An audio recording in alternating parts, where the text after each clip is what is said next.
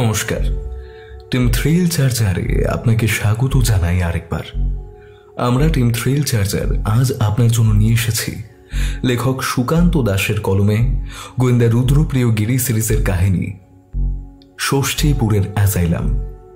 আজকের গল্পটি কিন্তু সম্পূর্ণ শুনে আমাদের জানাবেন গল্পটি কেমন লেগেছে এবং আপনারা কোথা থেকে গল্প শুনছেন সেটাও কমেন্ট করে জানাতে ভুলবেন না।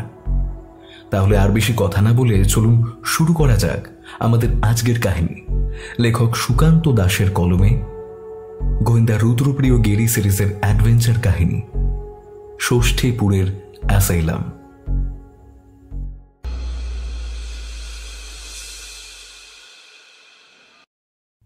রুদ্র মানে সকলের পরিচিত রুদ্রপ্রিয় গিরি বর্তমানে প্রায় মাসখানেক হলো কোনো কেস হাতে নিতে পারেনি। এর মানে এই নয় যে তার হাতে কোনো কেস আসেনি। রুদ্র বর্তমানে বেশ বেছে বেছে নানা কেসে হাত দেয়। কেন এ কথা আলাদা করে বলার প্রয়োজন হয় না। সে ব্যাপারে রুদ্রকে একবার প্রশ্ন করতেই সে বলেছিল, দেখো, গোয়েন্দাগিরি কিংবা মাথা খাটিয়ে কোনো কেসের সমাধান করার ব্যাপারটা ওই খোলামকুচি মাছের বাজারের মতন নয় যে যে কেউ এলো, যে কোনো সস্তা ব্যাপার আমার সামনে নিয়ে এলো আর সেটা নিয়েই আমার মাথা ঘামাতে হবে। ব্যাপারটা আমার ঠিক ভালো লাগে না। কিন্তু একটা কথা তো মানতেই হবে রুদ্র, দেখো নানা কেসে তুমি হাত দিলেও তার মধ্যে সমস্ত কিন্তু তুমি বিনা পারিশ্রমিকে করনি। হ্যাঁ, এ কথা আমি জানি যে তুমি কেস পছন্দ হলে এবং নানা সময়ের সুযোগে তুমি বিনা পারিশ্রমিকেও কেসের সমাধান করেছো। এবার এমত অবস্থায় তুমি যদি এমন কথা বলো তাহলে অন্তত মাঝে মাঝে এদিকটাও তো দেখা দরকার। রুদ্র সামান্য হাসল, তারপর মুখের সামনে খুলে রাখা বইটাকে বন্ধ করে টেবিলের উপর রেখে বলল, সবসময় টাকার জন্য কেস হাতে নিলে হয় না, মাঝে মাঝে কেসের জন্য সেটা হাতে নেওয়া দরকার, আর আমি সেটাই করছি। এই কারণে যদি 2 টাকা কম আসে তাতে আমার কোনো আপত্তি নেই। সে 2 কেস কম আসতে গিয়েই আজ 2 মাস ধরে রুদ্রপ্রিয় গিরির কেসের অবস্থা এই। কিন্তু তাই বলে এই নিয়ে রুদ্রর মনে কোনো আক্ষেপের কিছুই নেই। সকালে চায়ের কাপটা শেষ করে কি একটা কাজে নিজের ঘরে গিয়েছিলাম। যখন ফিরে এলাম রুদ্রর ঘরে তখন দেখি টেলিফোনে কার সঙ্গে যেন কথা বলছে। আমি শুধু এক প্রান্তের কথাই শুনতে পেয়েছিলাম, তবে রুদ্র যখন টেলিফোনে কারো সঙ্গে কথা বলে তখন সেটা শোনার মতো ইচ্ছে কিংবা অভ্যাস কোনোটাই আমার নেই। তাই কথা বলা শেষ করে সে সামনের চেয়ারে এসে বসতে বললাম, কি ব্যাপার?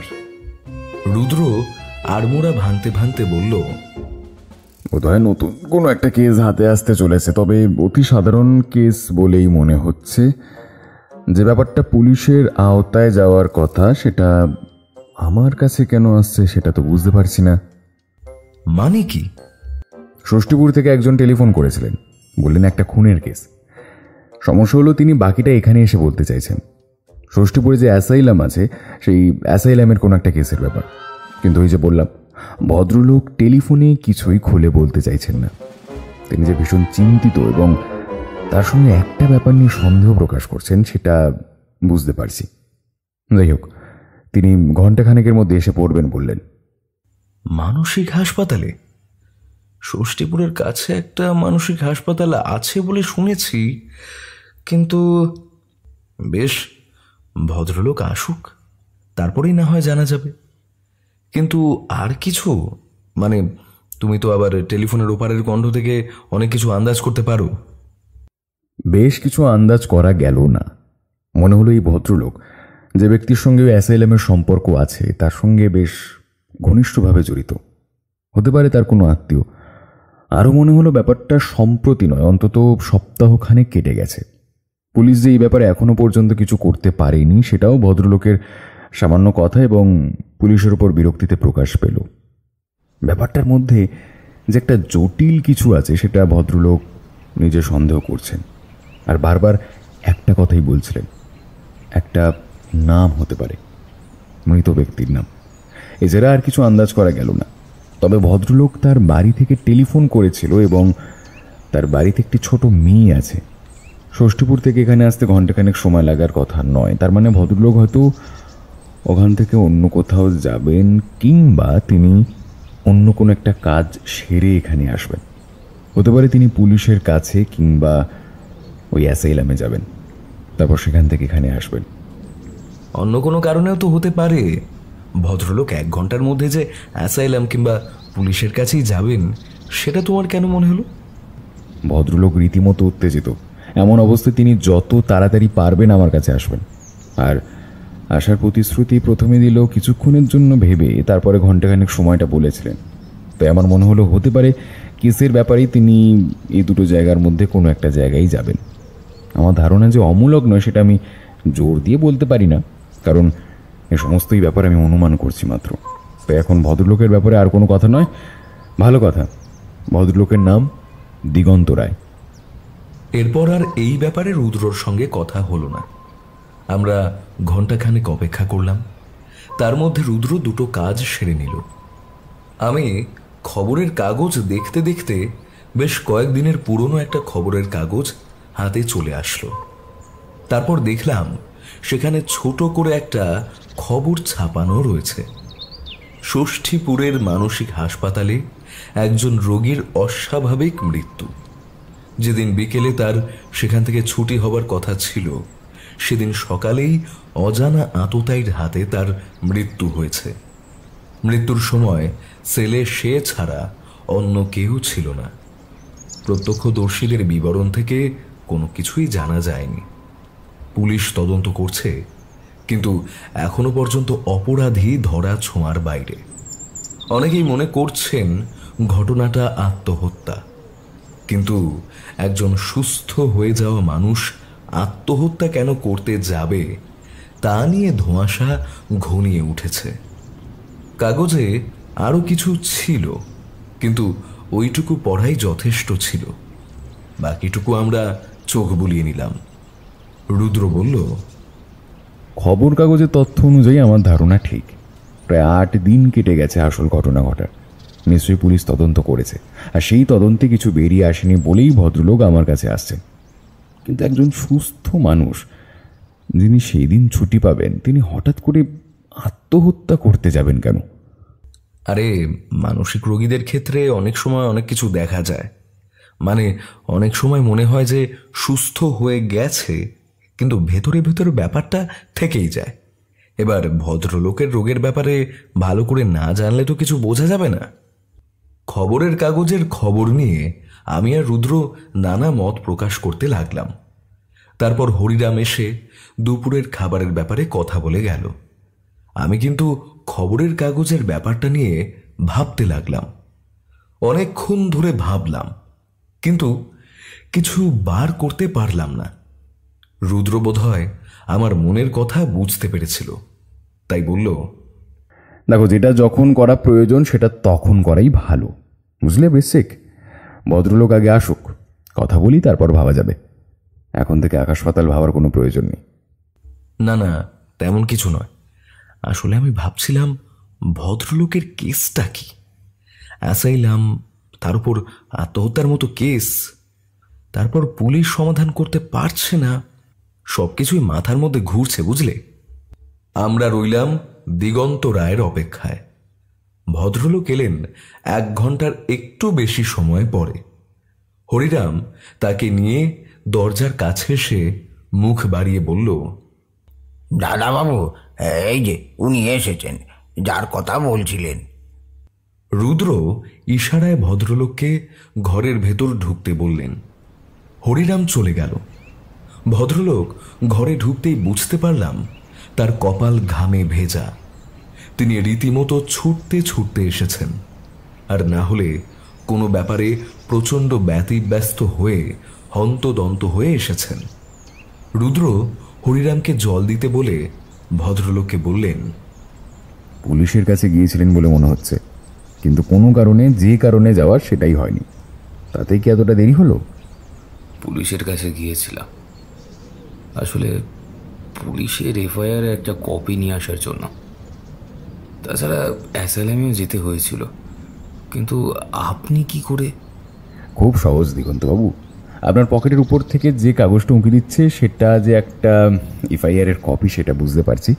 তাছাড়া সঙ্গে আরও একটা কপি রয়েছে, সেটা যতদূর সম্ভব আপনি যে অ্যাসাইলাম থেকে এসেছেন সেটা অ্যাসাইলামেরই কোনো কাগজের কপিটা আমার একটা ধারণা মাত্র। আপনি বসুন, বসে ভালো করে নিজেকে সময় দিন, নাহলে সমস্ত কিছু ভালোভাবে গুছিয়ে বলতে পারবেন না।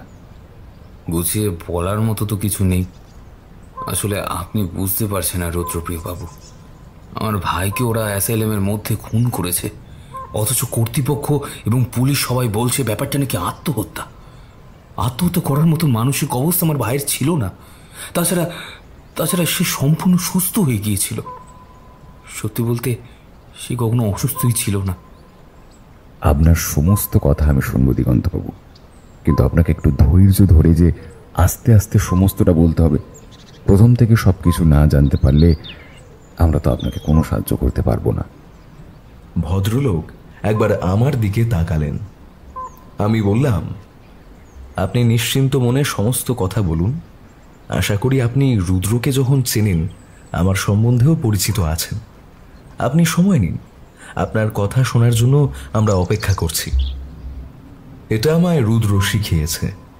আসলে মাঝে মাঝে কোনো মানুষের মধ্যে কোনো কিছু বলার সময় অনেক কিছু থাকে, সেগুলো তারা বলতে পারে না।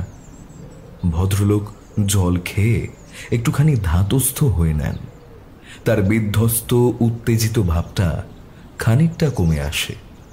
তারপর তিনি আস্তে আস্তে বলতে লাগলেন, আমার নাম দিগন্ত চ্যাটার্জি, আমার ভাইয়ের নাম অনন্ত চ্যাটার্জি। আমি অবিবাহিত, বিয়ে করিনি। সে কথার পেছনে অনেক কারণ আছে, তা এখন প্রয়োজনীয় নয়।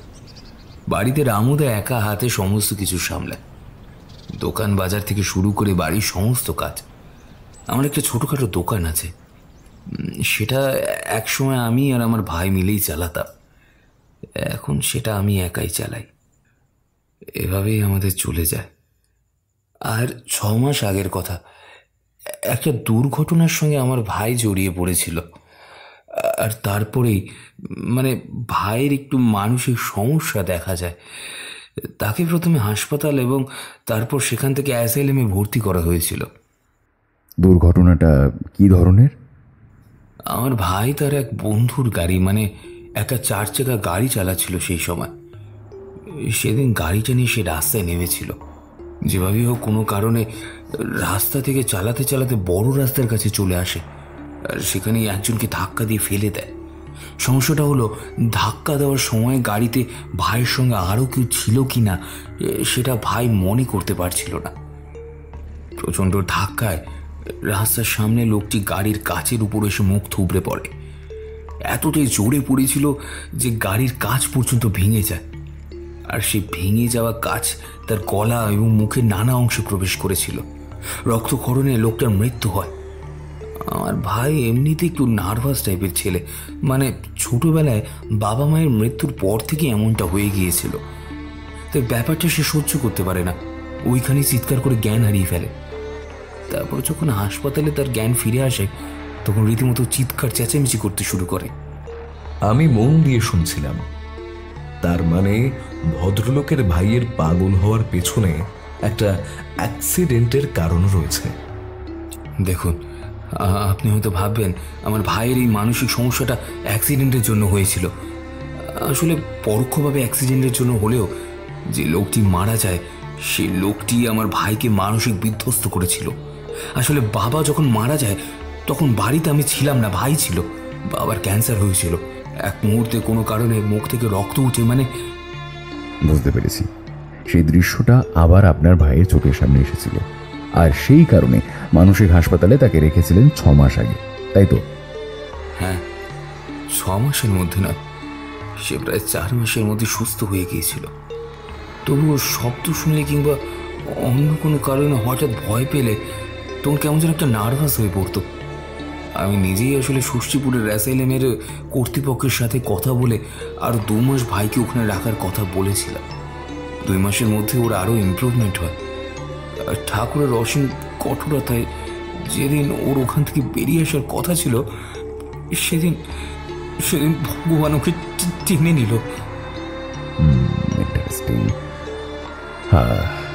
যেদিন বেরিয়ে আসার কথা ছিল ঠিক সেই দিন সকালের দিকেই খুনটা হলো। আশ্চর্য ব্যাপার। আচ্ছা, এর মাঝে মানে আপনার ভাই 4 মাসের মধ্যে সুস্থ হওয়ার পর 2 মাসের মধ্যে আপনি নিশ্চয়ই মাঝে মাঝে আপনার ভাইয়ের সঙ্গে দেখা করতে গিয়েছিলেন। রুদ্রবাবু, আসলে ওরা সপ্তাহে একদিন ছাড়া কারোর সঙ্গে দেখা করতে দিত না। সপ্তাহের একটা দিনই দেখা করা যেত, সেটা যে কোনো দিন হতে পারে। সেক্ষেত্রে যে কোনো একজন রোগীর সাথে 1 সপ্তাহে তার পরিচিত একজনই দেখা করতে পারবে। হ্যাঁ রুদ্র, এটা আমিও জানি। মানসিক রোগীদের সঙ্গে একদিন করেই দেখা করার সুযোগ দেওয়া হয়, যাতে বেশি লোকের সঙ্গে পরিচিত হয়ে তাদের মধ্যে আবার কোনো সমস্যা না দেখা যায়। এবার আপনি বলতে চাইছেন যেদিন আপনার ভাইয়ের ছুটি হওয়ার কথা ছিল সেই দিন সকালে তার মৃত্যু হয়, কিন্তু সেটা আত্মহত্যা নয়, কেউ তাকে খুন করেছে। কিন্তু এই বিষয়ে আপনি এতটা নিশ্চিতভাবে কি করে বলছেন, যেখানে পুলিশ ব্যাপারটাকে আত্মহত্যা বলছে? কারণ আমার ভাই মারা যায় তার কয়েকদিন আগে আমি তার সঙ্গে দেখা করতে গিয়েছিলাম। সেদিন ভাইয়ের সঙ্গে আমার অনেকক্ষণ কথা হয়েছিল এবং ভাই আমায় বলেছিল তারা সেদিনের কথা মনে পড়ছে না। আসলে অ্যাক্সিডেন্টের পর সেই দিনের কথা সে একটু একটু করে ভুলে গিয়েছিল। তবে সেই সময় নাকি আরেকটা কথা তার মনে পড়েছিল, সেদিন গাড়িতে তার সঙ্গে অন্য কেউ ছিল। আর সবচেয়ে আশ্চর্যের কথা হলো, আমার ভাই বলেছিল ছোট রাস্তা থেকে বড় রাস্তায় আসার পরে গাড়ির স্টিয়ারিং তার হাত থেকে অন্য কেউ কেড়ে নিয়েছিল। দিগন্তবাবুর এই কথায় আমি আর রুদ্র দুজনেই একসাথে চমকে উঠলাম। রুদ্রর কপালে চিন্তার ভাঁজ, মুখের উপর একবার হাত চালিয়ে নিয়ে বলল, দেখুন, আপনি যদি সত্যি কথা বলে থাকেন তাহলে কিন্তু কেসটা সম্পূর্ণ অন্য দিকে চলে যাচ্ছে। আর সব থেকে বড় সমস্যা হলো আপনার ভাই এখন বেঁচে নেই। সেদিন যদি কিছু হয়ে থাকে সে ব্যাপারে আপনার ভাই ছাড়া অন্য কেউ কিচ্ছু বলতে পারবে না, যদি না তার সঙ্গে কেউ থাকে। আপনি বুঝতে পারছেন দিগন্তবাবু, কেসটা আপনি ঠিক কোন দিকে নিয়ে যাওয়ার চেষ্টা করছেন? পুলিশ কেন আপনার কথার বিরুদ্ধে ব্যাপারটাকে আত্মহত্যা বলে চালিয়েছিল তার সামান্য ধারণা আমি এবার করতে পারছি। আপনি কি ভাবছেন আমি মিথ্যা কথা বলছি? আমার ভাই আমায় বলেছিল সেদিনের কথা, আমার এখনো মনে আছে। আপনি বিশ্বাস করছেন না বুঝতে পারছি রুদ্রপ্রিয় বাবু, কিন্তু বিশ্বাস করুন আমার এখানে কিচ্ছু করার নেই। আমার ভাই আত্মহত্যা করতে পারে না। এতগুলো দিন যে মানুষরা নিজের সেলে বসে আত্মহত্যা করলো না, সে আত্মহত্যা করবে কিভাবে, কেন? দিগন্তবাবু আবার ভেঙে পড়েছিলেন। হঠাৎ করে তিনি টেবিলের ওপর দুটো হাত রেখে নিজের মুখটাকে আড়াল করলেন। বুঝতে পারলাম তিনি বিপর্যস্ত, আর তাই রুদ্রর কাছে এসে সাহায্য চাইছেন। আমি আস্তে আস্তে বললাম, আহা, কি করছো? আরে তুমি বুঝতে পারছো না ভদ্রলোক? রুদ্র মুখ তুলে আমার দিকে তাকালো, শান্ত অথচ কঠিন চোখ। আমি তার দিকে তাকিয়ে কিছু বলতে পারলাম না। রুদ্র তেমনি কঠিন কণ্ঠে বলল, দিগন্তবাবু, কি মনে হয়? আমার দিকে তাকান, বলুন, আপনার কি সত্যি মনে হয় আপনার ভাইকে কেউ খুন করেছে? যদি আপনার এটাই মনে হয় তাহলে কিন্তু এই কেসটা আমি হাতে নেব। তবে হ্যাঁ, শুধু আপনার কথার উপর ভিত্তি করে আমি কেসটা হাতে নেব না। ওই অ্যাসাইলামে গিয়ে আমি জিজ্ঞাসাবাদ করব এবং পুলিশের সাথেও কথা বলবো তারপর। তবে যদি আপনি কোনোভাবে মিথ্যে কথা বলে কাউকে ফাঁসাবার চেষ্টা করে থাকেন তাহলে কিন্তু আপনারও শাস্তি কম হবে না দিগন্তবাবু। ভদ্রলোক মুখ তুললেন, তার চোখের কোণে সামান্য জল। বড় অদ্ভুত লাগছিল, কিন্তু কিছুই করার নেই। বিশেষ করে রুদ্র যখন কোনো কথা বলতে বারণ করেছে। ভদ্রলোক বেশিক্ষণ রইলেন না, কি একটা কাজে তাকে বেরোতে হবে। আর শেষ দিকে তিনি বললেন, আমার বাড়ির ঠিকানা, টেলিফোন নাম্বার সবকিছু আপনাকে দিয়ে গেলাম। যদি আপনি আমায় সাহায্য করেন, থানায় যাওয়ার জন্য যে কোনো সময় আপনি আমায় পাবেন, তবে একটু ইনফর্ম করতে হবে। আসলে কখন থাকি বাড়িতে না থাকি তাই আর কি, বুঝতেই তো পারছেন। কখন দোকানে থাকি কখন বাড়িতে, কোনো ঠিক ঠিকানা থাকে না। আর এখন যা মনের অবস্থা। কয়েকটা ব্যাপারে আমায় খোঁজ নিতে হবে, তারপর আমি সমস্ত কিছুই আপনাকে জানাচ্ছি, চিন্তা করবেন না। দিগন্তবাবু চলে যেতেই আমি সামনের চেয়ারটায় গিয়ে বসলাম। বললাম, তোমার কি মনে হচ্ছে রুদ্র? ভদ্রলোকের ভাই অনন্ত চ্যাটার্জি হঠাৎ করে মারা গেলেন কি করে? সেসব যদি না হয় তাহলে বাকিরা এটাকে আত্মহত্যা বলছে কেন? দেখো, অনন্তবাবু হলেন দিগন্তবাবুর ছোট ভাই, তাই তার সঙ্গে তার একটা মানসিক যোগাযোগ কিংবা যেটাকে বলা হয় আবেগ, সেটা সবসময় থাকবে। তাই হতেই পারে কোনোভাবে অনন্তবাবুর আত্মহত্যাটাকে তিনি মেনে নিতে পারছেন না। কিন্তু সমস্যা হলো শেষের কথাগুলো। ওনাকে তার ভাই কি বলতে চাইছিল সেটা বলার আগেই তাকে মারা যেতে হলো। আর সেদিন গাড়িতে যদি অনন্তবাবুর সঙ্গে অন্য কেউ থেকেই থাকে তাহলে সেটা বাকিরা কেউ বুঝতে পারলো না কেন? আমিও তো সেটাই ভাবছি, কিন্তু অ্যাক্সিডেন্টের ব্যাপারে খোঁজ খবর না নিলে তো ব্যাপারটা বোঝা যাবে না। অ্যাক্সিডেন্ট যখন হয়েছে নিশ্চয়ই পুলিশ কেস হয়েছে। থানায় গেলে আমরা ব্যাপারটা জানতে পারবো। ষষ্ঠীপুরের থানায় গিয়ে একবার খোঁজ নেবে। সেখানকার অফিসারের নাম কি যেন? দেখুন রুদ্রপ্রিয় বাবু, আপনার কথা আমি সব কিছু বুঝতে পারছি, কিন্তু 6 মাস আগে যখন ব্যাপারটা ঘটেছিল, আর সত্যি বলতে অ্যাক্সিডেন্টটা ঘটে সকালের দিকে মর্নিং ওয়াকে বেরিয়েছিলেন ষষ্ঠীপুরেরই একজন। তার নামে এই তো রিপোর্টে আছে, তার নাম শচীন সেনগুপ্ত। ভদ্রলোক একা মানুষ, তার ছেলে বিদেশে থাকেন। ভোরবেলাতে রাস্তার পাশ থেকে যাওয়ার সময় সমস্যা হলো, তখন কিন্তু শীতকাল, কুয়াশার মধ্যে সকালবেলা দুর্ঘটনা ঘটেছিল। কিন্তু আমরা ভালো করে খুঁজে দেখেছি, অ্যাক্সিডেন্টটা হওয়ার পরে মানে আশেপাশে আর কাউকে দেখা যায় না। আর অ্যাক্সিডেন্টটা যে হয়েছিল সেটা খানিকক্ষণ পরে অনেকে বুঝতে পেরে সামনে এগিয়ে যায়। তার মানে অ্যাক্সিডেন্টটাকে নিজের চোখে কেউ দেখেনি। কুয়াশার মধ্যে সেদিন সকালবেলা গাড়ি নিয়ে বাইরে বেরোবার তো কোনো প্রয়োজন থাকতে পারে না। সে কথা ঠিক, কিন্তু ওই অনন্তবাবু সকালের দিকে বের হতেন। তাছাড়া কোনো একটা দোকানের কাজ থাকে, তারপর থেকে ব্যস্ত হয়ে পড়ত। শুনেছিলাম দিগন্তবাবুর কাছে। আর তাছাড়া শীতকাল হলেও তখন সবে শীতের শুরু, কুয়াশা তখন আস্তে আস্তে পড়তে শুরু করেছে সবে, মানে বুঝতেই পারছেন। আমি বুঝতে পারছিলাম পুলিশ অফিসারের বক্তব্য অ্যাক্সিডেন্টটা হয়েছিল অনন্তবাবুর হাতেই, কিন্তু কুয়াশার জন্য এবং অনিচ্ছাকৃত দুর্ঘটনার জন্য শাস্তি যতটা হওয়ার কথা অতটা হয় না। তার উপর আবার মানসিকভাবে আঘাত পেয়ে হাসপাতালে ভর্তি হওয়ার জন্য তার উপরে আর পুলিশি কোনো পদক্ষেপই গ্রহণ করা হয়নি। হয়তো সুস্থ হয়ে ফেরার পরে তার সঙ্গে কথাবার্তা হতো, তার আগেই এমন একটা ব্যাপার ঘটে যায়। আপনি নিশ্চিত সেদিন ওই গাড়িতে অনন্তবাবু ছাড়া আর কেউ ছিলেন না? অফিসার আবার হেসে উঠল। সামনের ফাইলটা বন্ধ করে চেয়ারে হেলান দিয়ে বলল, দেখো না, আমি তো ওখানে ছিলাম না বলে আমি সেটাও বলতে পারবো না গাড়িতে আর কেউ ছিল কিনা। কিন্তু হঠাৎ এতদিন পরে এই ব্যাপারটায় খোঁজ নিতে এলেন কেন? আর অনন্তবাবুর ব্যাপারটা যে সুইসাইড, সেটা তো আমরা বলেছি। অথচ অনন্তবাবুর ভাই দিগন্তবাবুর কিন্তু মনে হচ্ছে না ব্যাপারটা সুসাইড। তিনি মনে করছেন, দেখুন আপনাদের দেখে ঠিক কি মনে হলো? অফিসার একটা ফাইল বের করে দিলেন, তারপর বলতে লাগলেন, যে সেলের মধ্যে তার মৃতদেহ পাওয়া গেছে সেই সেলে অনন্ত থাকতেন না। যেদিন যার যার ছুটি থাকতো তাকে সেদিন ওই সেলে রাখা হতো। গোটা দিন সবাই মানে ডাক্তাররা যাতে ভালোভাবে দেখাশোনা করতে পারে। যদি কোনো রকম সমস্যা দেখা দেয় তাহলে তাকে ছুটি দেওয়া হবে না। আর সবচেয়ে বড় কথা হলো, ওই সেলের মধ্যে অন্য কেউ বাইরে থেকে ঢুকবে কি করে? সেটা নয়, আমি দেখব। পুলিশের তার মানে ধারণা ব্যাপারটা আত্মহত্যা, খুন নয়।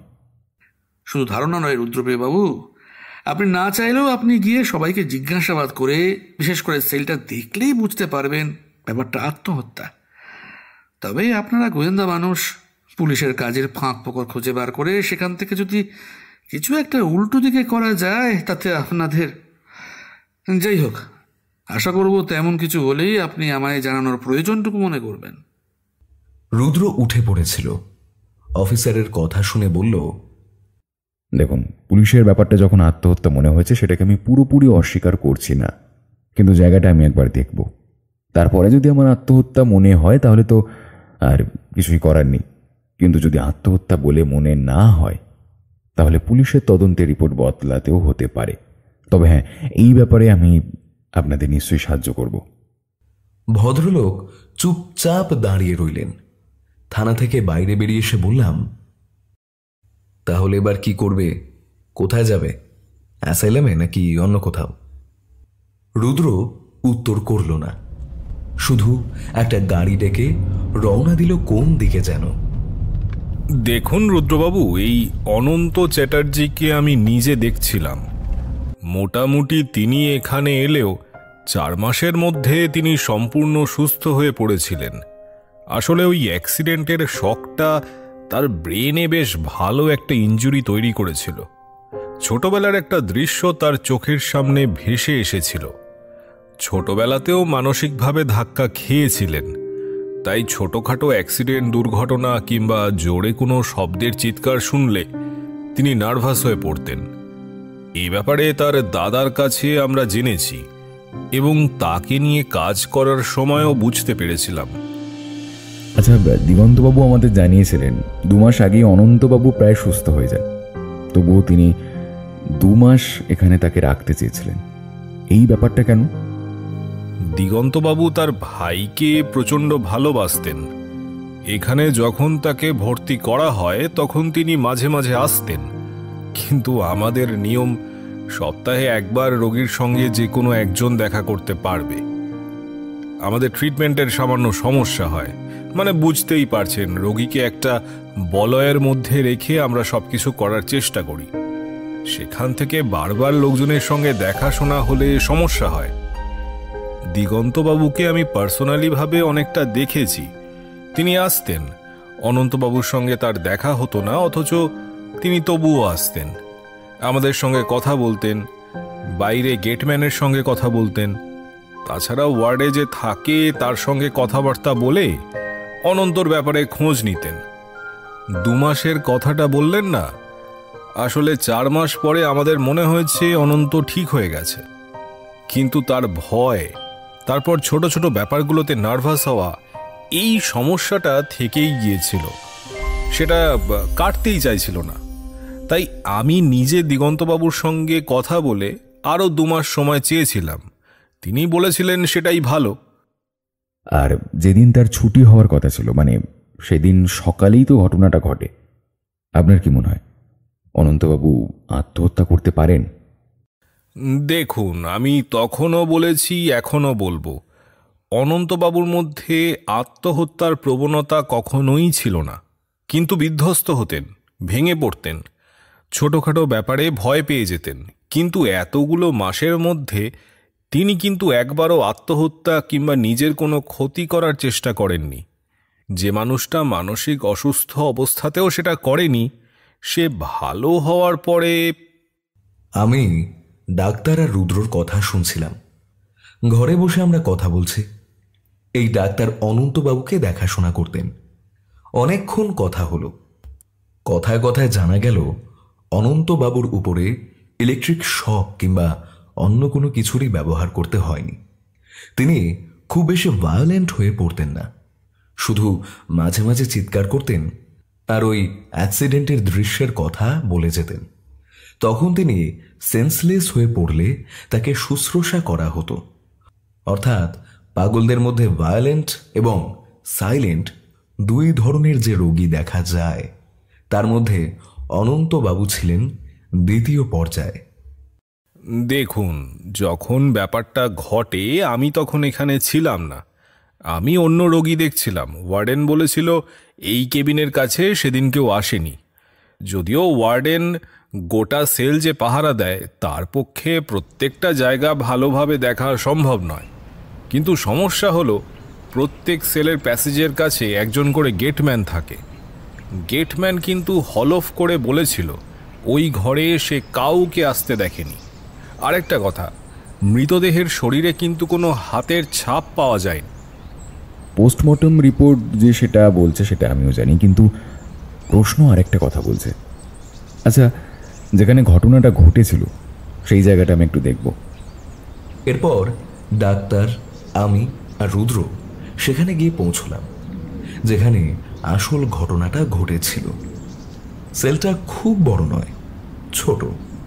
আসলে ষষ্ঠীপুরের এই মানসিক হাসপাতালটা বেশ বড়। ভায়োলেন্ট রোগীদের রাখা হয়েছে পেছনের দিকে। সেখানে ছোট ছোট আলাদা কেবিন, পাহারা বেশি। সামনের দিকে যারা মোটামুটি সুস্থ তাদের রাখা হয় দেখাশোনার জন্য, আর একদম সামনের দিকে এই দিকের কেবিনগুলোতে রাখা হয় যাদের ছুটি হবে তাদের। প্রতিটা গ্রিল লম্বা টানা, আর সামনে লম্বা প্যাসেজ পেরিয়ে গেলে বাঁক ঘুরে আবার অন্য কেবিনগুলোর দিকে যাওয়া যাবে।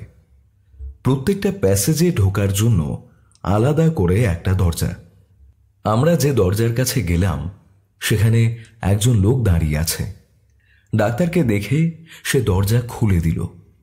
ভেতরে ঢুকে হাঁটতে হাঁটতে ডাক্তার বলতে লাগলেন, এই হলো সেই জায়গা। দেখুন, আজ কারো ছুটি হওয়ার নেই, তাই এই জায়গাটা ফাঁকা। এখানে টানা পরপর 3টি সেল আছে। খুব প্রয়োজন না হলে একটা সেলে দ্বিতীয় কাউকে রাখা হয় না। এই সেলের পিছনের দিক দিয়ে কোনো রাস্তা আছে এখানে ঢোকার? প্যাসেজের অন্য পাশে একটা রাস্তা আছে, যেটা উল্টো দিকের প্যাসেজের কাছে গিয়ে ঢুকছে। সেটা বন্ধ। রুদ্র পুরোটা ভালো করে দেখে এলো। তারপর সামনের যে ছোট্ট সেলের কাছে গিয়ে আমরা দাঁড়ালাম, সেখানেই পাওয়া গিয়েছিল অনন্ত চ্যাটার্জির মৃতদেহ। ততক্ষণে দারোয়ান এসে পড়েছে, অর্থাৎ যে লোকটি বাইরের দিকে দাঁড়িয়েছিল। ডাক্তারই তাকে ডেকে এনেছিল। রুদ্র বলল, যেদিন এখানে অনন্ত চ্যাটার্জি মারা যায় সেদিন তুমি তো ছিলে এখানে? হ্যাঁ স্যার, আমি ছিলাম। এখানে লোক থাকলে তুমি নিশ্চয়ই দরজাটা খোলা রাখতে এবং মাঝে মাঝে ভেতরের দিকে এসে দেখো। হ্যাঁ স্যার, দেখি, কিন্তু সেদিন তো একজন ছিল, আর রাতের বেলা আমার পাহারা এখানে ছিল না। আমি এসেছিলাম সকাল 8টা নাগাদ। ওই সময় আমাদের ডিউটি বদল হয়। তখন থেকেই ডিউটি বদল করে আগের জনকে ছাড়ার সময় কিছু চোখে পড়েনি। তার কিছুক্ষণ পরে, ওই ঘন্টাখানেক পরেই এখানে যখন এসেছি তখনই দেখলাম। ডিউটি বদলের সময় তুমি একবার এসে ভেতরে দেখোনি? না স্যার, সময় ছিল না। এমনিতেই একটু দেরি হয়ে গেছিল, তাই পরে দেখবো ভেবেছিলাম। তখন কি আর জানতাম যে ভেতরে এমনভাবে একজন আত্মহত্যা করে বসে আছে। মৃতদেহ দেখে তুমি কি করেছিলে? 9টা কিংবা তার একটু আগেই হবে। একবার ডাক্তার রাউন্ডে আসে, তাই একবার দেখে আসি ভেবে ভেতরে এলাম। কোথায় কতজন রোগী থাকে সে ব্যাপারে আমাদের জানা থাকে না। এই 3 নম্বর সেলের কাছে আসতে দেখি লোকটা ঝুলছে। পরনের যে জামা থাকে সেগুলো দিয়েই লোকটা ঝুলছে। সে খুব বিভৎস দৃশ্য স্যার। সঙ্গে সঙ্গে চিৎকার করি, তারপর সবাই আসতেই ব্যাপারটা সবাই দেখতে পায়। নিজের জামা প্যান্ট দিয়ে নিজেই ঝুলছিল? আচ্ছা, কিন্তু কি যেন একটা বলতে গিয়ে রুদ্র তার কথা শেষ করে না। ছোট শরীর, ওপরের দিকে ফ্যানের কোনো ব্যবস্থা নেই। আসলে কোথায় রোগী ঝুলছিল সেটা বলতে গিয়ে বলল না। ডাক্তার দেখিয়ে দেয় সামনে গড়াদের দিকে। গড়াতটা লম্বা হলেও তার মাঝে মাঝে আরেকটা করে লোহার পাড় চলে গেছে। মোট 3টে পাড়। সেই 3টে পাড়ের উপরের দিকের পাতের কাছে মোটা ফাঁস লাগিয়ে ঝুলছিল অনন্তবাবু। ব্যাপারটা সত্যিই বড় অদ্ভুত বলে মনে হলো। এমনভাবে কেউ আত্মহত্যা করতে পারে? আর যদি খুনি হয় তাহলে এইখানে কেউ না কেউ এসে তাকে এমনভাবে মারবে কি করে? রুদ্রর মুখে দেখতে পেলাম চিন্তার ভাঁজ। ডাক্তার ও রক্ষীর সঙ্গে আরো কিছুক্ষণ কথা হলো। ডাক্তারের সঙ্গে আলাদাভাবে কি যেন কথা বলল রুদ্র। তারপর অ্যাসাইলাম থেকে আমরা বাইরে বেরিয়ে এলাম। মুখে কোনো কথা নেই, গম্ভীর মুখে একটা চিন্তার ভাঁজ। আমি একটু বাধ্য হয়ে বললাম, দেখো, আমার কিন্তু মনে হয় কোথাও একটা সমস্যা হচ্ছে। যদি ওই সেলে এবং প্যাসেজের মধ্যে একমাত্র অনন্তবাবু থাকেন তাহলে। তুমি ভুলে যাচ্ছ, এই প্যাসেজের মধ্যে প্রবেশ করার আরেকটা রাস্তা কিন্তু পিছনের দিকে ছিল। তাছাড়া পোস্টমর্টম রিপোর্ট বলছে অনন্তবাবুর খুন হয়েছে সকাল 8টার অনেক আগে, অর্থাৎ সকালের দিকে। সে সময় এই লোকটার ওখানে থাকার কথা নয়। আমি চমকে উঠলাম, বললাম, মানে তুমি কি বলতে চাইছো? সে উত্তর করল না। তারপর যেন নিজের মনেই অদ্ভুতভাবে হাসল শুধু। তারপরে যেন নিজের মনে বলে উঠল, দিগন্তবাবু হয়তো ব্যাপারটা এমনি এমনি ভাবেননি। তিনি আবেগের বশে কিংবা অন্য কোনো কারণে ওটা আত্মহত্যা নয় বলেছেন।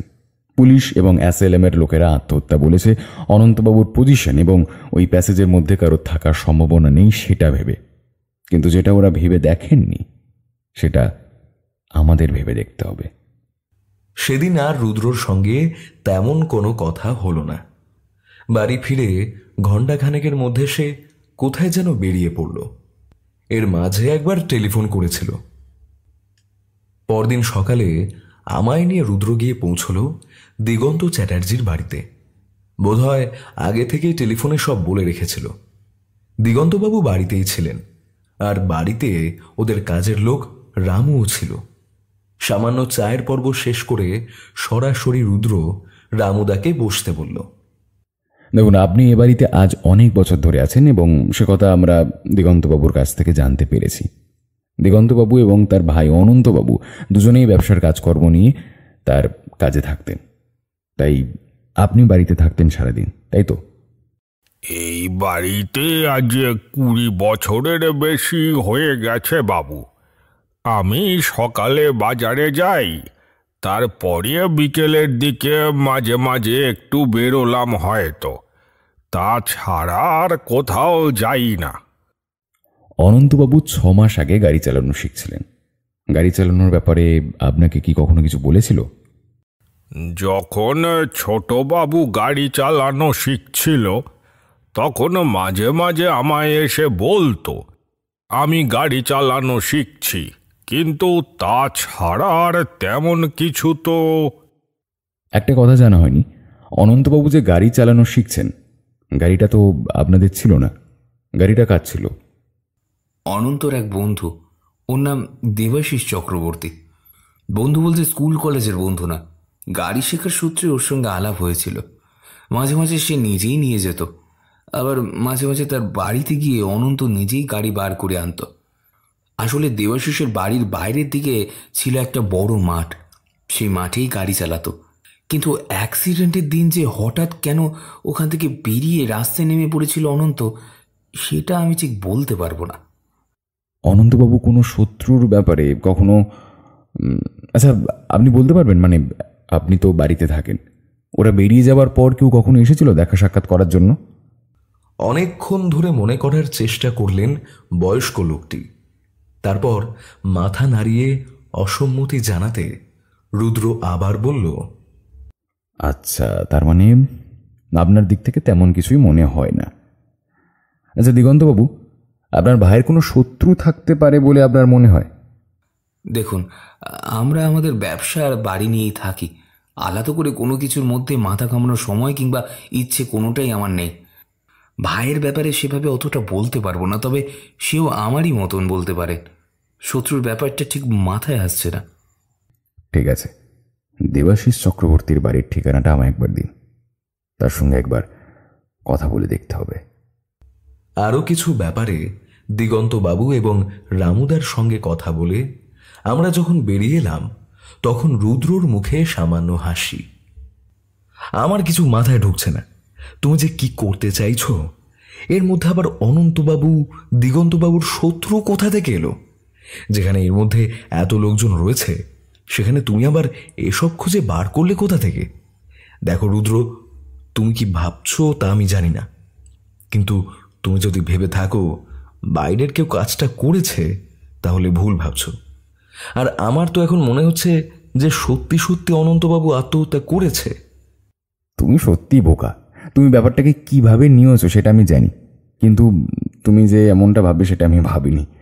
আচ্ছা একটা কথা বলো তো আমায়, যে ঘরে আমরা ছিলাম তার গড়াদের লোহার ঘরের মাঝখানে তার উচ্চতা কতটা? তাও মোটামুটি 10 ফুট কিংবা তার চেয়ে একটু বেশি হবে। 12 ফুট উচ্চতা, 5 ফুট 3 ইঞ্চি। গড়াদের দিকে তুমি ভালো করে দেখেছিলে? দুটো লোহার পাত রয়েছে, একটা নিচের দিকে, একটা মাঝামাঝি এবং একটা উপরের দিকে।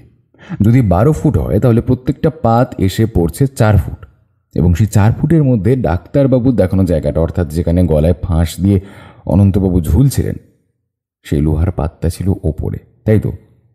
হ্যাঁ, তাতে কি হয়েছে? এখনো তুমি বুঝতে পারছো না? যখন ব্যাপারটা পুরোপুরি সামনে আসবে তখন তোমায় জানানো হবে। এখন আমাদের এই দেবাশিস চক্রবর্তীর সঙ্গে কথা বলতে হবে। তুমি বুঝতে পারছো না, দিগন্তবাবু বুদ্ধিমান বলে এত কিছুর মধ্যে তিনি আসল ব্যাপারটা লক্ষ্য করেছেন, অথচ আসল ব্যাপারটা তিনি পুলিশ কিংবা আমাদের কাউকে বলেননি, কারণ তিনি বুঝতে পেরেছিলেন এই সব কিছুর পিছনে কোনো মাস্টার মাইন্ড কাজ করছে। আমি রুদ্রর কথা কিছুই বুঝতে পারছিলাম না। দিগন্তবাবুর প্রশংসা করে যে কি বোঝাতে চাইছে সে, তাছাড়া প্রধান সমস্যাটা হলো আমি তো নিজেই বুঝতে পারিনি এখনো কিছু।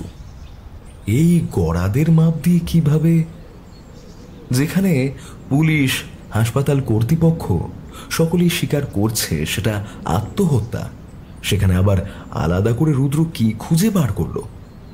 আমি জানি ও একটু আলাদাভাবে কাজ করে, আর সেই কারণেই রুদ্রপ্রিয়কে চেনে না এমন মানুষের সংখ্যা কম আছে। কিন্তু তাই বলে এখান থেকে আবার নতুন করে কি বেরোবে? আমরা এবার চলতে লাগলাম নতুন ঠিকানার উদ্দেশ্যে। রুদ্রর যে মাঝে মাঝে কি হয়, সেদিনের মতো দেবাশিস চক্রবর্তীর বাড়িতে যাওয়া মুলতুবি রেখে আমরা ফিরে এলাম বাড়িতে। বাকি গোটা দিনটা নিজের ঘরে বসে কি সমস্ত লেখালেখি করে আর হিসেব করেই কাটালো রুদ্র। আমি দুবার কথা বলার চেষ্টা করেছিলাম, কিন্তু তার দিক থেকে খুব একটা সাড়া না পেয়ে বুঝতে পারলাম রুদ্র কেসটা নিয়ে গভীরভাবে ভাবছে। আমি নিজের ঘরে চলে গেলাম। আমিও ব্যাপারটা ভাবতে লাগলাম। প্রথম থেকে ব্যাপারটা মাথার মধ্যে এলোমেলো হয়েছিল, সেগুলোকে একসাথে আনার চেষ্টা করে লিখতে লাগলাম। অনন্ত চ্যাটার্জি 6 মাস আগে একটা দুর্ঘটনায় মানসিকভাবে ভারসাম্যহীন হয়ে পড়ে। 6 মাস পর তার সুস্থতা এবং যেদিন তার রিলিজ, সেদিন সকালবেলা তার খুন হয়। যদিও রুদ্র খুন মনে করছে, বাকিরা মনে করছে আত্মহত্যা। এখানে দুটো জিনিস সবচেয়ে বেশি সমস্যা করছে। যদি দিগন্তবাবু সত্যি কথা বলে থাকেন, তাহলে মৃত্যুর আগে তাকে কিছু বলতে চেয়েছিল তার ভাই অনন্তবাবু। সে কথা সেখান থেকে বেরিয়ে যাওয়ার পরেই বলবে ভেবেছিল। আর সেদিন গাড়িতে অনন্তবাবুর সাথে আরও একজন ছিলেন, যার হাতে স্টিয়ারিং ছিল। হতে পারে অনন্তবাবু কথাটা মানসিক বিকাশগ্রস্ত অবস্থাতেই বলেছিলেন, আর সেভাবেই সে সেদিন সকালে আত্মহত্যা করেন। একদিক দিয়ে যদি ভাবা যায় যে আসলে অনন্তবাবু মানসিকভাবে পুরোপুরি সুস্থ হননি, তাহলে গোটা কেসের একটা সমাধান হয়ে যাচ্ছে। কিন্তু রুদ্র ব্যাপারটা নিয়ে কেন এত ঘেঁটে রয়েছে সেটা বুঝতে পারছিলাম না। এই প্রথমবার মনে হলো রুদ্র ভুল পথে এগোচ্ছে। হয়তো সব কিছুর শেষে দেখা যাবে আসলেই ওটা একটা আত্মহত্যা। ওই গড়াদের ব্যাপারে কি যে বলতে চাইল রুদ্র, সেটা বুঝতে পারলাম না। এখন ওর মুখ থেকে কিছুই বার করা যাবে না, সে কথা আমার চেয়ে ভালো কেউ জানে না। তবে এটাও বুঝতে পারছিলাম রুদ্র নিজেও কিছু একটা বুঝতে পেরেছে, আর যেটা বুঝতে পেরেছে সেটা আমাদের এই কেসে গভীরভাবে সাহায্য করতে পারে। পরদিন সকালে যখন উঠে ফ্রেশ হয়ে হরিরামের কাছে চা চাইলাম, তখন দেখলাম রুদ্র ঘরে নেই। ব্যাপার কি বলতো? এত সকাল সকাল কোথায় গেল রুদ্র? আমি তো জানি না। আপনি উঠলে আপনাকে টেলিফোনের কাছে বসে থাকতে বলেছে টেলিফোন আসতে পারে। তাছাড়া বলেছিল যে প্রয়োজন হলে থানা থেকে কিংবা অন্য কোথাও থেকে সে নিজেই টেলিফোন করবে। আমি ঘুম থেকে ওঠার আগে আমায় না জানিয়ে কোথায় চলে গেল বলতো? কোনো কাজের ব্যাপারে? আমার তেমন মনে হয় না। আর উনি অনেক রাত পর্যন্ত জেগেছিলেন, কি যেন করছিলেন। উনিও অনেকক্ষণ কার সঙ্গে কথা বললেন। আমার একবার ঘুম ভেঙেছিল, তখন আমি জল নেওয়ার জন্য রান্নাঘরের দিকে এসেছিলাম। তখন মনে হলো কার সঙ্গে যেন কথা বলছেন। অনেক রাত, 3টে তো হবেই। কি বলছো? 3টের সময় রুদ্র কারো সঙ্গে কথা বলছিল? তখনও পর্যন্ত জেগে ছিল, তার মানে কোনো একটা বিশেষ কারণেই বেরিয়েছে। ঠিক আছে, তুমি আমার চা দাও, আমি ওই ঘরে বসছি। হরিনামের হাতে 2 কাপ চা খাওয়া হয়ে গেল। 1 ঘন্টাখানেক টেলিফোনের আশেপাশে রইলাম, খবরের কাগজ পড়লাম, বিভিন্ন বিষয় নিয়ে ভাবলাম, কিন্তু বুঝতে পারছিলাম না কোথায় গেল রুদ্র। হয়তো কালকে কেসের ব্যাপারে এমন কিছু জানতে পেরেছে যেটা আসলে খুবই প্রয়োজন, তাই আমার জন্য অপেক্ষা না করে সে নিজেই বেরিয়ে পড়েছে। ফোনটা এলো আরো কিছুক্ষণ পর। আমি টেলিফোন তুলতেই দেখলাম অপর প্রান্তে ষষ্ঠীপুর থানার সেই অফিসার বললেন, হ্যালো, রুদ্রবাবু বলছেন? না অফিসার, আমি বৃশ্চিক বলছি। রুদ্র একটু বেরিয়েছে। তাহলে বোধহয় ওখানেই গেছেন। ঠিক আছে, আপনি তো বাড়িতে থাকবেন। যদি ফিরে আসেন তাহলে আমায় একটা টেলিফোন করতে বলবেন। তিনি আমায় যে ব্যাপারে খোঁজ নিতে বলেছিলেন সেটা নিয়েছি। রুদ্রবাবু ঠিকই বলেছিলেন। আমি তো কিছু বুঝতে না পেরে বললাম, কোন ব্যাপারে বলুন তো, মানে কিসের খোঁজ নিতে বলেছিল? অফিসার একটু ইতস্তত করে বলল, দেখুন, কিছু মনে করবেন না, তাকে ছাড়া যেন অন্য কাউকে এ ব্যাপারে কিছু না বলা হয়, সেটা তিনি বলেছিলেন। আসলে কাল রাতে আমার সঙ্গে অনেকক্ষণ কয়েকটা ব্যাপারে কথাবার্তা হয়েছে। সমস্যাটা বলতে গেলে যেমন সময় লাগবে, তেমন রুদ্রবাবুর বারণ আছে। অন্তত কেসটা পুরোপুরি সমাধান না হওয়া পর্যন্ত আছে। তারপরে তো আপনি জানতে পারবেন। আশা করি আপনি চেনেনই রুদ্রপ্রিয় বাবুকে। আমি টেলিফোন রেখে দিলাম, কিন্তু ভাবতে লাগলাম কাল এত রাত পর্যন্ত পুলিশ অফিসারের সঙ্গে কি কথা বলতে হলো রুদ্রকে, আর তারপরে সকালে এসে কোথায় বেরিয়ে পড়ল। এসব ভাবছি, তারপরে আরেকটা টেলিফোন এলো। অপর প্রান্ত থেকে টেলিফোনটা কে করেছে বুঝতে পারলাম না। আমি ফোনটা তুলতেই অপর প্রান্ত থেকে যে কেউ একটা ফোনটা ধরে আছে বুঝতে পারলাম। আমি কথা বলতে যাব কি মনে হতে চুপ করে রইলাম। ঘরের ভেতরে যেন অখণ্ড নিস্তব্ধতা। ওপারে যে কথা বলবে সে চুপ করে আছে। ঘড়ির দিকে তাকালাম, সকাল 10টা বাজতে একটুখানি বাকি। আমি ফোনটা ধরে আছি, অপর প্রান্ত থেকেও লোকটি ফোন ধরেই আছে। কিন্তু কে টেলিফোন করলো? এমন অবস্থায় এর আগেও পড়তে হয়েছে, তাই বুঝতে পারছিলাম অপর প্রান্তে যে রয়েছে সে মোটেই অফিসারের মতন ভালো কিছু আমাকে জানানোর জন্য টেলিফোন করেনি। হ্যালো, আপনার বন্ধুকে বলে দিন সবকিছুর ব্যাপারে নাক না গলাতে, ফলটা কিন্তু ভালো হবে না। কথাটা চাপা গম্ভীর গলায় শুনতে পেলাম, তবুও কথাটা শুনে মুহূর্তের জন্য স্তব্ধ হয়ে গেলাম। তারপরে টেলিফোনটা কাটার শব্দ শুনতে পেলাম। ঘড়ির দিকে তাকিয়ে দেখলাম প্রায় 10টা বাজে। তখনই টেলিফোনের ওপার থেকে একটা পাখির ডাক শোনা গেল। দেয়াল ঘড়িতে যেমন পাখির ডাক শোনা যায় সেরকম। প্রায় কেন, পুরোই 10টা বাজে। তাহলে কি টেলিফোনটা আমি 3 মিনিটের বেশি ধরে রেখেছিলাম? যাই হোক, টেলিফোনটা নামিয়ে রাখলাম। রুদ্র ফিরে এলে তাকে সব কথা বলতে হবে। অফিসারের কথা, এই অজানা টেলিফোনের হুমকির কথা, সবকিছু। কিন্তু হুমকি কেন? অনন্তবাবু যদি সত্যি আত্মহত্যা করে থাকেন, তাহলে কেউ টেলিফোন করে হুমকি দেবে কেন? তার মানে কি রুদ্র যা ধারণা করছে সেটা ঠিক? অনন্তবাবুর ব্যাপারটা আত্মহত্যা নয়, সেটা আসলে খুন। আর তাই কেউ হুমকি দিয়ে আটকাতে চাইছে। রুদ্র ফিরে এলো প্রায় দুপুর পেরিয়ে। তাকে সব কথা খুলে বলতে ওর মুখে আবার হাসি ফুটে উঠল। ওষুধে কাজ করেছে, তুমি চিন্তা করো না। যে টেলিফোন করেছিল সে এমন কিছু করবে না। ভয় পেয়ে তোমায় টেলিফোন করে আমার কাজটা আরো সহজ করে দিয়েছে। কিন্তু ওটা কে? অপরাধী। অপরাধী ভয় পেয়েছে যে আমরা তার সমস্ত প্ল্যান ধরে ফেলতে পেরেছি। সেই কারণে সে ভয় পেয়ে তোমায় টেলিফোন করে আমার সাবধান করার চেষ্টা করেছে, কিন্তু লাভ কিছু হবে না। অপরাধী এরপরে নিজে থেকে একটা ভুল করবে, আর সেই ভুল থেকেই আমরা তাকে ধরব।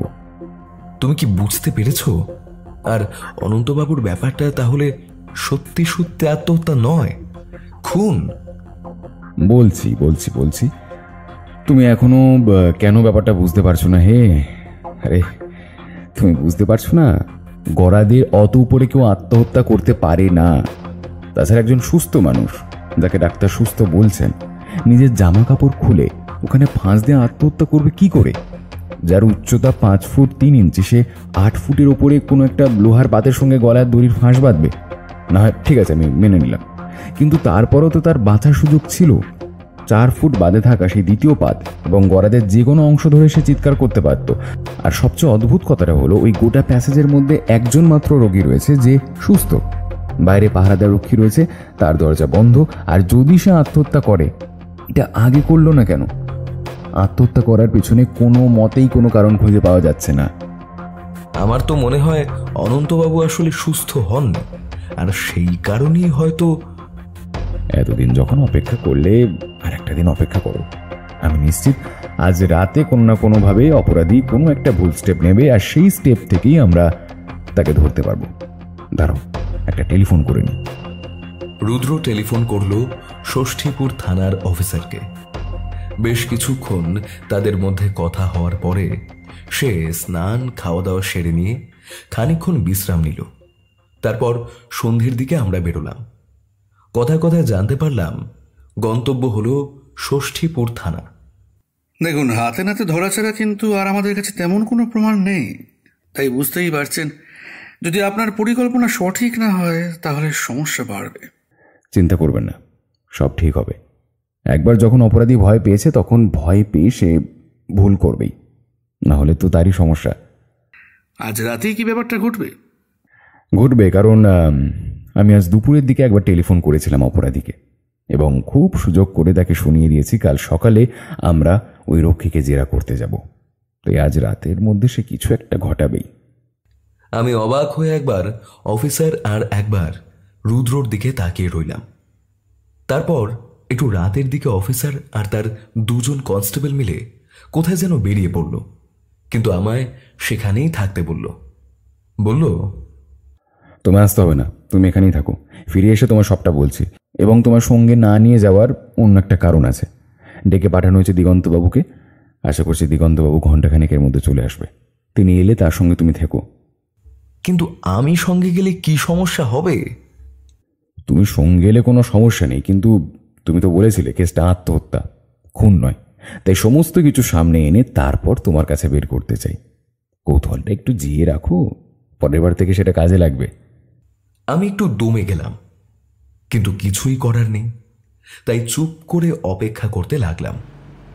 ঘণ্টাখানেক নয়, প্রায় ঘণ্টা 2 পরে যখন পুলিশের জিপটা এলো, তার আগেই দিগন্তবাবু চলে এসেছেন।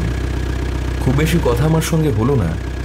পুলিশের জিপ থেকে ওরা নেমে আসতেই দেখতে পেলাম কনস্টেবল 2 জনকে হাতে হাত করা পরিয়ে নিয়ে আসছে। তাদের মধ্যে 2 জনেই আমার অচেনা।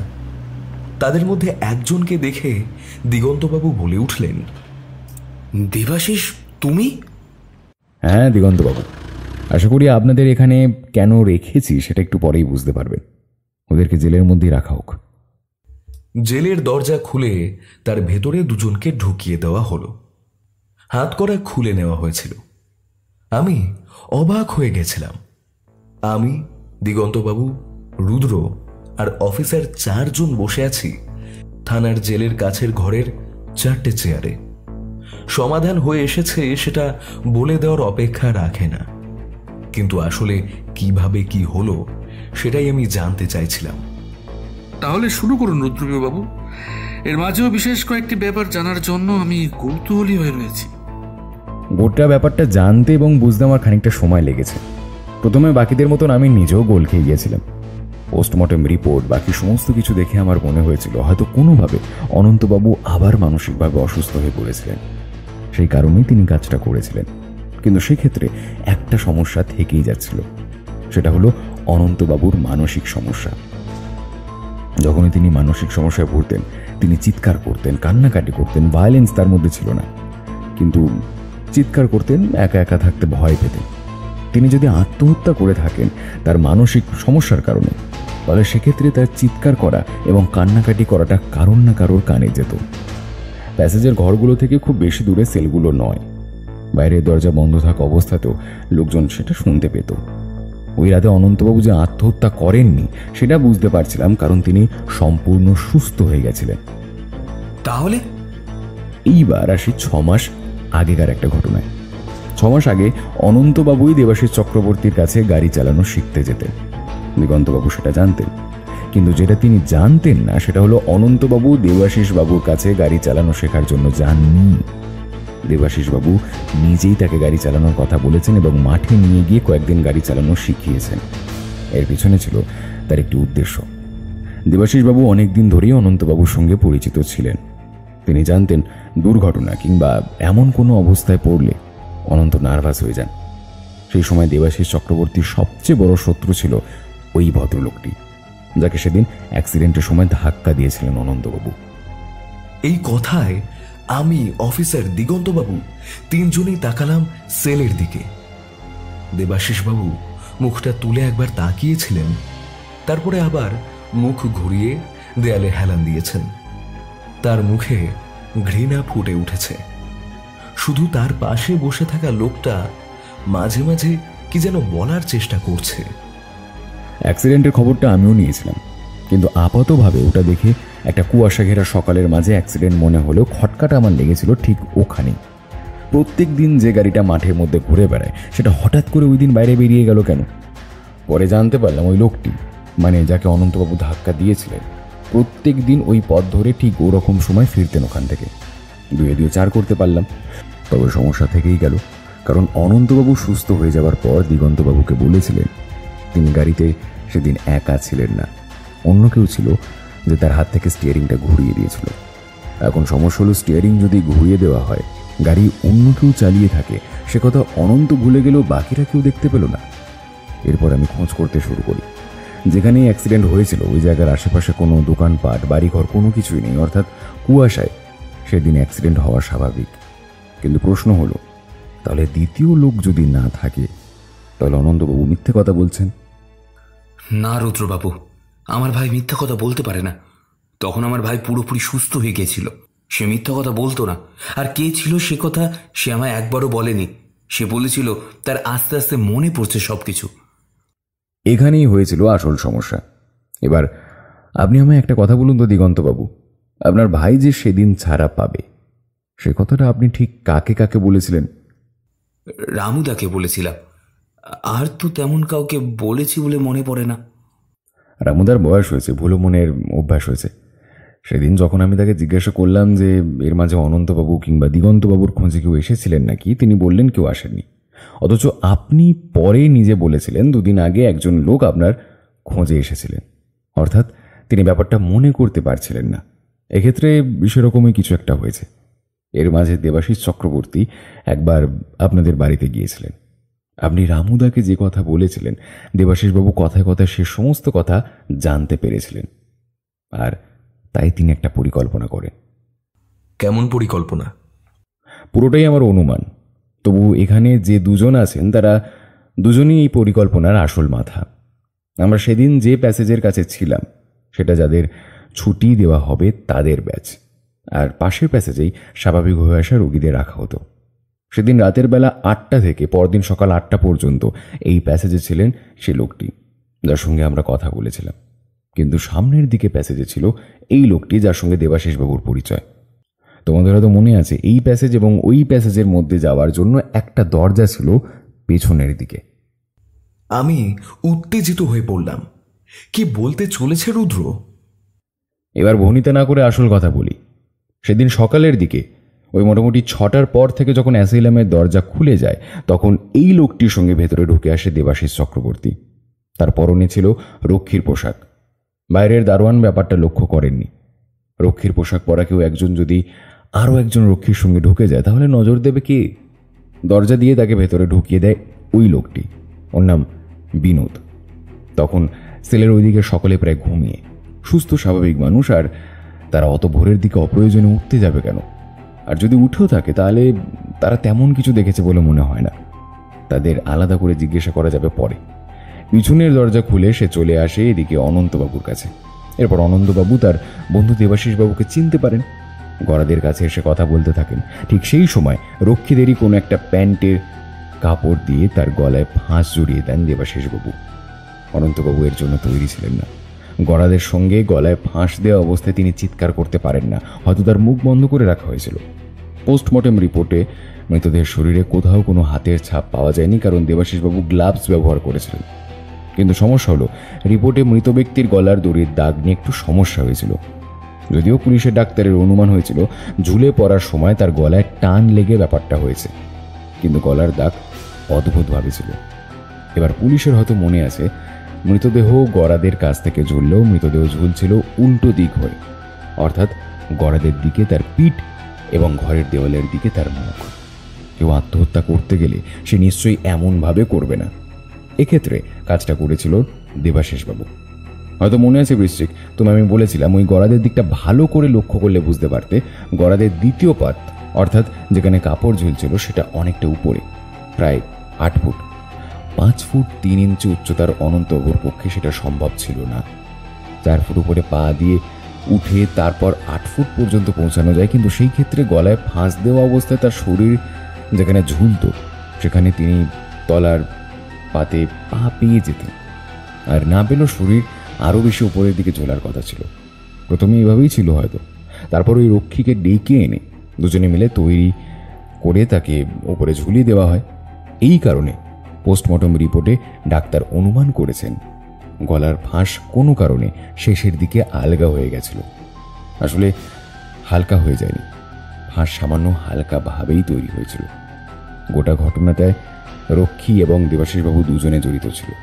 তাই কালকে যখন দেবাশিসবাবুর সঙ্গে কথা বলে আমার সামান্য খটকা লাগলো, তখনই আমি রক্ষীর ব্যাপারে খোঁজ নিই এবং সন্ধ্যের পর পুলিশ অফিসারকে সমস্ত কিছু জানিয়ে রাখি। তার পরিপ্রেক্ষিতেই সকালবেলা দেবাশিসবাবু আমায় টেলিফোন করে জানান। আচ্ছা বৃশ্চিক, মনে আছে তুমি বলেছিলে একবার 10টা নাগাদ টেলিফোন করেছিলেন দেবাশিসবাবু, এবং ফোন রাখার আগে ঘড়ির একটা শব্দ তুমি শুনতে পেয়েছিলে, যেখানে একটা পাখির ডাক শোনা যাচ্ছে? মনে পড়ে গেল। হ্যাঁ, 10টা বাজার সঙ্গে সঙ্গে টেলিফোন রাখার আগে শব্দটা শুনেছিলাম।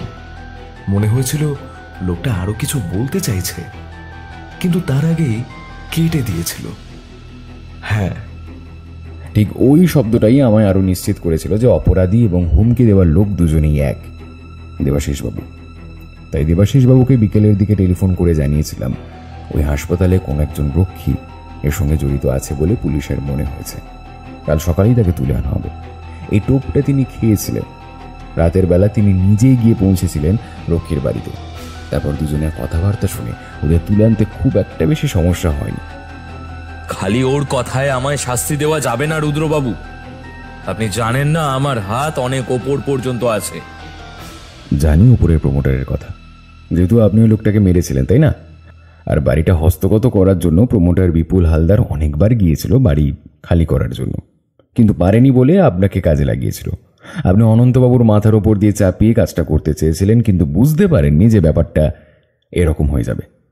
এবার কয়েকদিন অপেক্ষা করুন, বাকি সাক্ষ্য প্রমাণ জোগাড় করে পুলিশ ঠিক লোকের যাতে শাস্তি হয় সেই ব্যবস্থাই করবে। অনন্তবাবুর মৃত্যুর ব্যাপার তো রয়েছে। আমরা উঠে পড়লাম। অফিসার আমাদের ছাড়তে বাইরে পর্যন্ত এলো। রুদ্র বলল, রক্ষীকে আলাদা করে জিজ্ঞাসা করুন, তার বয়ান রেকর্ড করুন, সে নিজেই সবকিছু বলে দেবে। টাকার জন্য কাজটা করেছে। তবে দেবাশিস চক্রবর্তী কিন্তু সুবিধের লোক নয়, খুব সাবধানে রাখবেন ওকে। বিপুল হালদারের ব্যাপারে তথ্য জোগাড় করুন। লোকটা চাপে পড়লে দেবাশিস চক্রবর্তীর সঙ্গে যোগাযোগ ছিন্ন করতে পারে, আর তাতে দেবাশিসকে আটকানো আপনাদের পক্ষে সুবিধার হবে। এবং তারপর দেবাশিস চক্রবর্তীর সাহায্যে বিপুল হালদারকে ট্র্যাক করা যাবে। তাই তো? সত্যি রুদ্রবাবু, প্রথমে আপনার কথা বিশ্বাস না করে বড় ভুল করেছিলাম। এটা ঠিক নয়, বরং আপনি ঠিকই করেছিলেন। তাতেই তো আপনাদের ভুল প্রমাণ করার জন্য আমি আরো উঠে পড়ে লেগেছিলাম, আর তাতেই সবকিছু অতি সহজে আমার কাছে জলের মতন পরিষ্কার হয়ে গেছিল। এখন চলি, অনেক রাত হলো। প্রয়োজন হলে আবার দেখা হবে, কেমন? আমরা বেরিয়ে এলাম। পথে শুধু একটা প্রশ্নই করলাম রুদ্রকে, আচ্ছা ঠিক কোন মুহূর্তে তোমার সত্যি সত্যি মনে হয়েছিল ব্যাপারটা আত্মহত্যা নয়, খুন?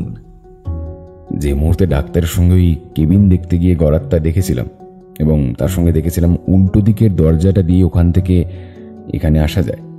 ফিরে আসার সময় তোমার হয়তো মনে নেই, পাশের কেবিনের দারোয়ানের সঙ্গে একবার কথা বলেছিলাম আমি। আর মুখটা যদি মনে থাকে তাহলে আজ গরাদের উল্টো দিকে থাকা লোকটার মুখের সঙ্গে মিলিয়ে নিতে পারবে। সেদিন তার ডবল ডিউটি ছিল। আর কোনো কথা হলো না, আমরা সোজা চলে এলাম বাড়িতে। যাক, অ্যাসাইলাম রহস্য সমাধান হলো তাহলে। জানি না আবার কবে রুদ্র ঠিক মাথা ঘামাবার মতন এমন কেস হাতে পাবে। শুধু দিগন্ত বাবুর জন্য খারাপ লাগছিল, ভদ্রলোক তার ভাইয়ের সঙ্গে আর শেষ দেখা করতে পারলেন না। শুনছিলেন ষষ্ঠীপুরের অ্যাসাইলাম। আজকের গল্পের সূত্রধার ও গল্প পাঠে আমি অভিক, গোয়েন্দা রুদ্রপ্রিয় গিরির চরিত্রে দীপম ঘোষ, বিভিন্ন চরিত্রে সৌরভ সাহা, সৌরভ রায়, দিব্যেন্দু দাস, দিব্যেন্দু গোস্বামী, সৌমিক এবং আমি অভিক। শব্দ সংযোজন দেবরাজ দেব, আবহ নির্মাণ কৌশিক বসু, প্রচ্ছদ নির্মাণ শ্রাবণ্য ফ্রম স্ক্রিবলিং মাইন্ড। আজকের গল্পটি কেমন লাগলো অবশ্যই জানান আমাদের কমেন্ট বক্সে, এবং ভালো লাগলে অবশ্যই লাইক, শেয়ার ও সাবস্ক্রাইব করতে ভুলবেন না। দেখা হচ্ছে আগামী আরেকটি কাহিনীতে। ততক্ষণ ভালো থাকুন, সুস্থ থাকুন এবং সাবধানে থাকুন। ধন্যবাদ।